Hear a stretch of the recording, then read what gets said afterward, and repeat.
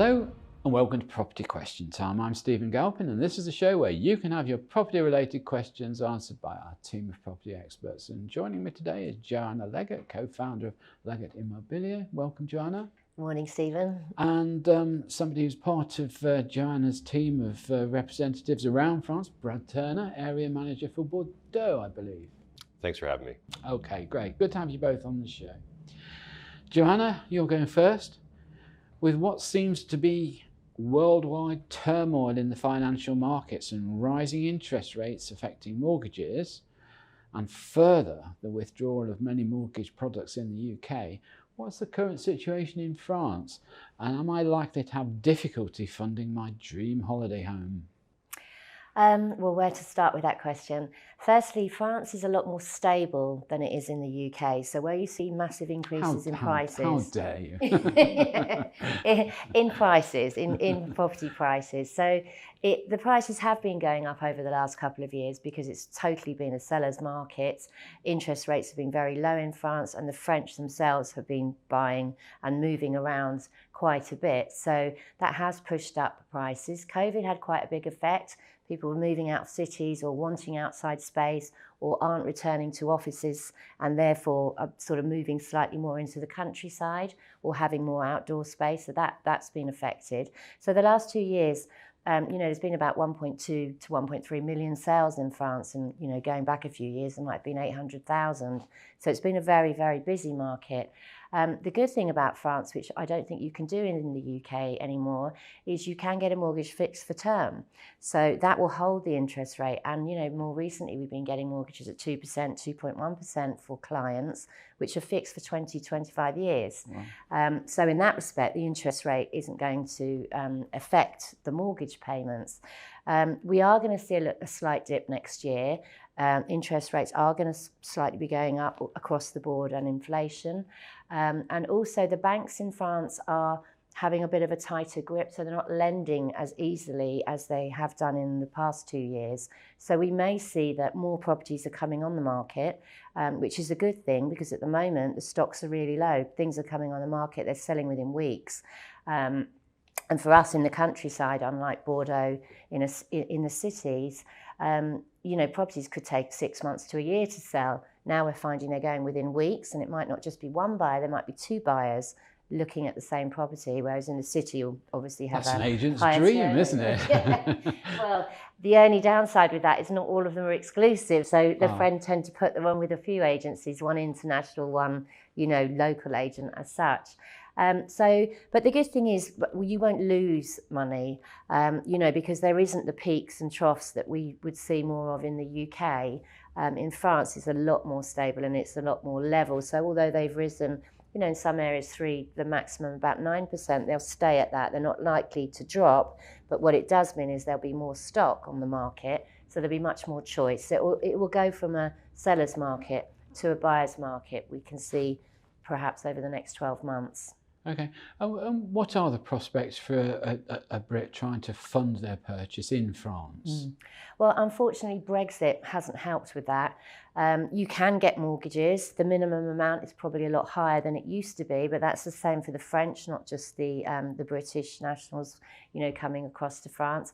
If you're working and you've got a salary, the criteria is quite strict, but yeah, you can still get mortgages. We still have a mortgage arm to our company that is still being able to find banks that will lend to Brits. But self-employed, it's very difficult now. Before you could show 3 years accounts, but it's a lot harder if you're self-employed.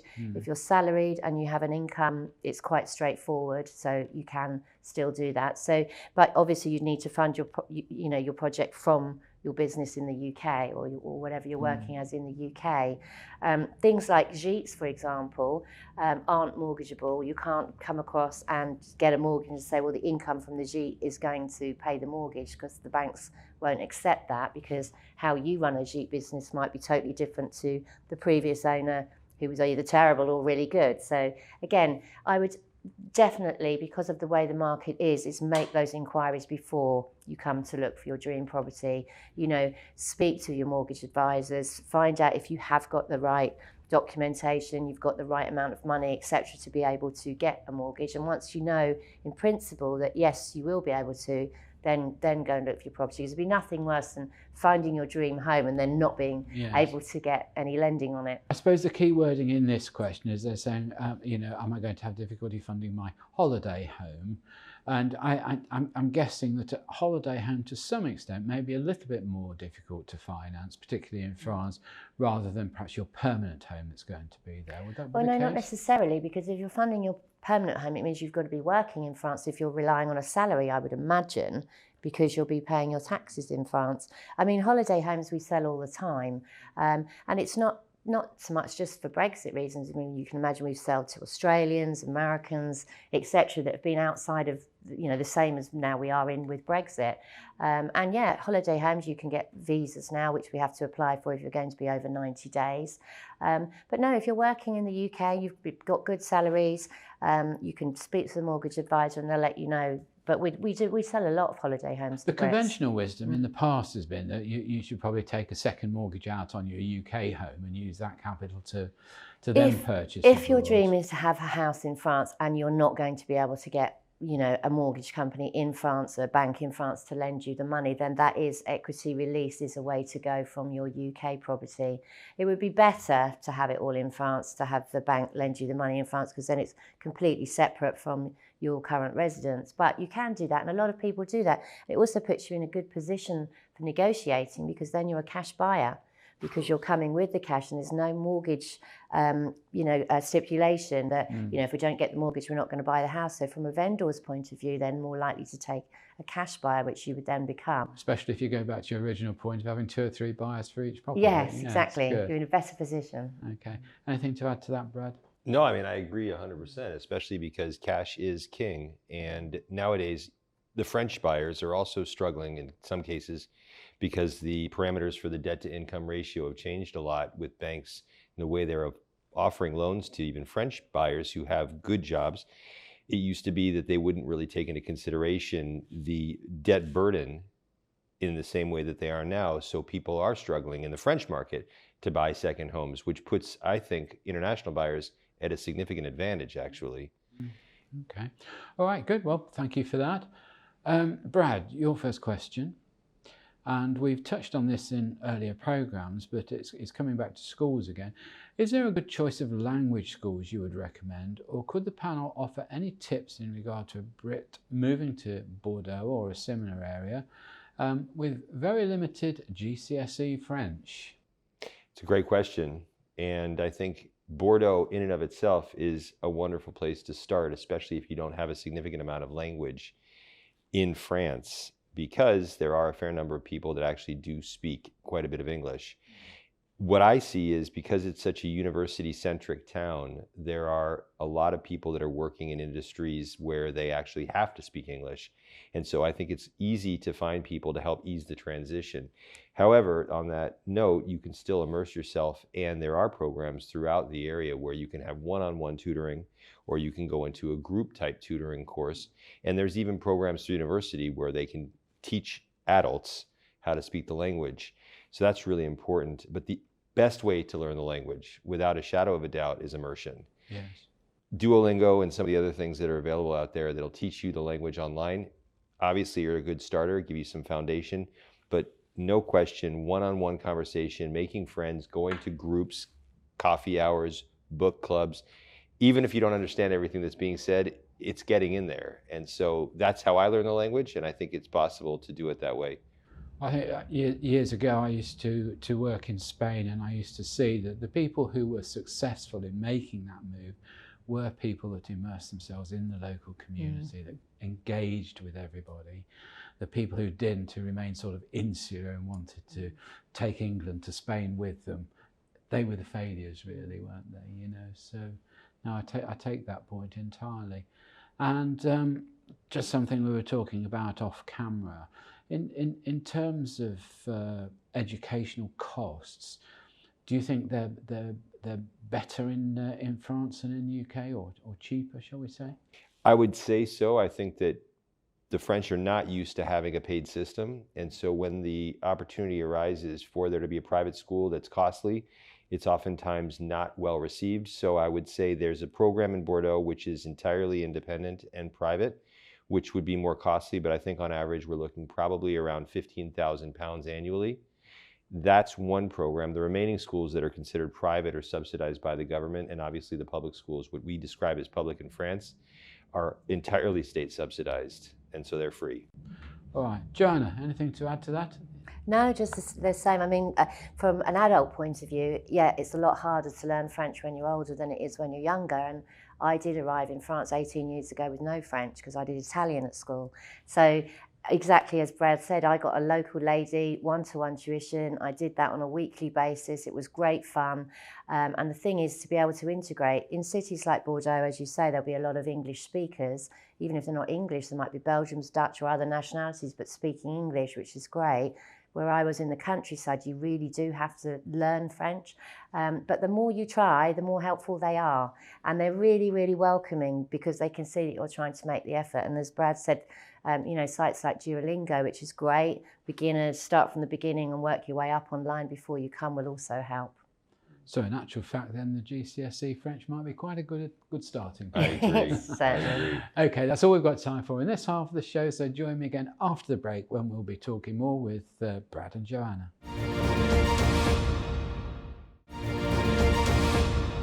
Hello and welcome back to part 2 of Property Question Time. I'm Stephen Galpin and I'm joined by Joanna Leggett and Brad Turner from Leggett Immobilier. Welcome back, guys. So, Joanna, your second question. I'm about to relocate to France. Is it correct that since Brexit, I cannot take my UK car with me? I have quite a nice classic car and would dearly love to keep it with me post my move to France. Is there any opportunity to do this? And if so, what would be the process? I'm just thinking it's your hubby ought to be answering this. Yeah, exactly. That's much more a question for him with all I have the to tell classic the cars. viewers that Joanna's husband is an avid car collector. Yeah. Okay, so yes, you can bring your classic car over, but it's likely now that you're going to have to change it onto French plates. So you'd have to go through that process. You've got up to a year to do that process within. With it being a classic car, you might be avoiding the import tax because there is import tax now on bringing cars from the UK, but depending on the age of the car, that might be actually okay, but it would have, for insurance purposes, you won't be able to insure it in France unless it's on French plates. So as long as you start the process when you get there, it can remain on the UK plates up to a year, but by the end of that year, it has to be on French plates for insurance purposes. Okay, and if you were importing a sort of fairly modern car, what would the rate of duty be? Well, to be fair, I would actually, there's no point in buying a modern car in the UK to bring to France. I would buy one in France because it's a much easier process. It's also a left-hand drive, which, you're not going to be able to overtake that easily on a right-hand drive, particularly on motorways where you've got your lorries and things going down. So if you're looking at a new car and you're looking at permanently moving to France, then I would suggest that you sell your car in the UK and you buy a French registered car. It just simplifies everything because there is a cost involved in obviously changing your plates over to get the I suppose this comes back to the sort of people trying to take England with them, I suppose, doesn't it? Well, you can't bring the bacon anymore either. Oh right. Okay. That used to be the most common thing, bacon. Is there any other devastating effect of Brexit? Well, the only the thing that is the visa, obviously, since Brexit, that you cannot stay in France for more than 90 days now, whereas before we could travel freely. If you're under 183 days, then you remain a British fiscal resident. If you're over that, you become French resident. And you could stay for France, in France for 6 months, but that's now changed. So if you do want to stay longer than 3 months, you have to apply for a visa before you leave the UK. So if you have a holiday home there, you're allowed to spend 90 days in any 180. So you can go backwards and forwards, but only 90 days in 180. without a visa. So you've really got to leave for 90, haven't you? After Yeah, that? or you could do a month, go back for a month, go back for a month. Okay. You could do it that way. But that includes all of Europe. So you can't sort of go to France for a month and then go to Spain for a month and come back, because 2 months will be counted as you being outside of the UK. So that you do need to look into, and you can't apply for a visa when you're in France. You have to do it from the UK before you leave. So that's one thing to bear in mind. But saying that, I've got loads of friends with holiday homes who've come over, semi-retired, so they spend a lot more than 3 months in France. And the visa process has been quite simple now. Initially, we had COVID on top of Brexit. Nobody had any idea of what they were doing. And those that did weren't at work because everything was in lockdown. But now that process is a lot smoother. And we're seeing, the tourism visa or the holiday visa or even a working visa, if people are coming to work in France, are going through quite smoothly now. So it's just a pain because of Brexit that we have to do that.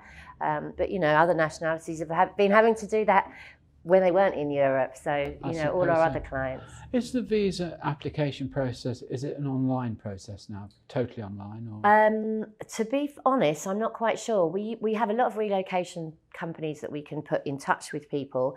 I thought you actually had to go to the embassy.